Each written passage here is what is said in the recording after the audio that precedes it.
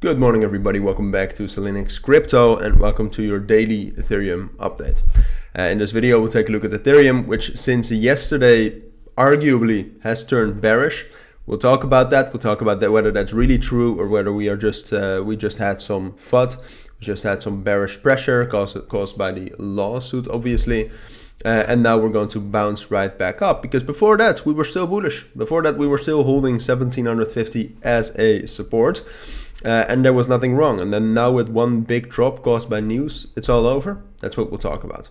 All right, we'll also take a look at some other fundamentals to give you an as clear overview of Ethereum as possible.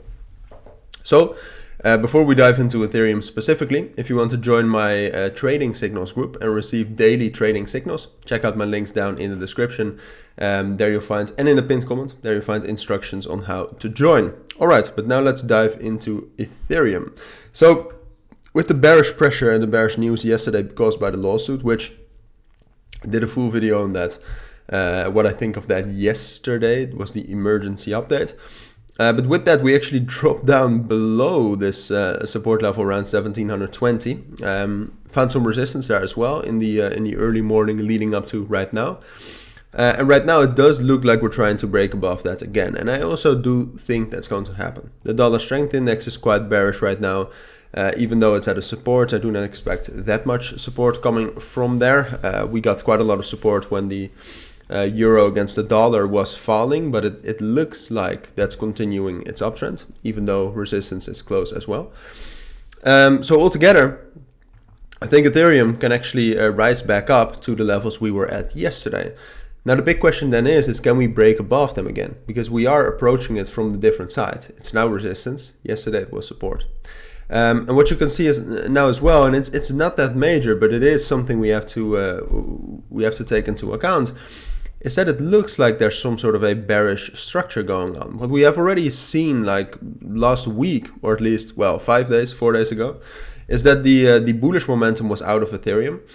You can see, for example, the 28 EMA, the 50 EMA were already in the middle of the price, which suggests loss of trend, loss of momentum. So that together leads me to believe that, I mean, right now, the most likely scenario, taking a look at the market structure, but I think also the fundamentals, is that sure, we can go up a little bit more. But if we really want to be bullish, we would need to break above 1750. Then we'd be fine. We'd go up to 1820, and there's still a big chance to go up to 1900. But I don't see any way in which this could really happen right now. Well, the only way is if we get moves like these, right? So big buys by institutions and market makers, but it doesn't seem like we're getting those this week, or at least until the weekend. So before that, I actually think that we will respect 1760 as a resistance and drop back down to slowly 1700. But I also think that we can drop down to our next support level, which is still very, very strong, around 1680 and 1660. And that will just stay in some sort of a consolidating market structure until we get some big event or some big catalyst that's going to move us again.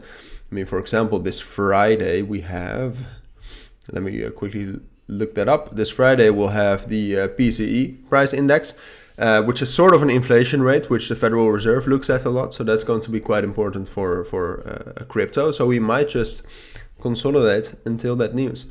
That at least looks like the most likely scenario and most likely market structure from here. But I'll keep you updated on that. I'll monitor the market circumstances 24/7, so don't worry about that. And for now, thank you for watching. Take care, enjoy your day, and bye.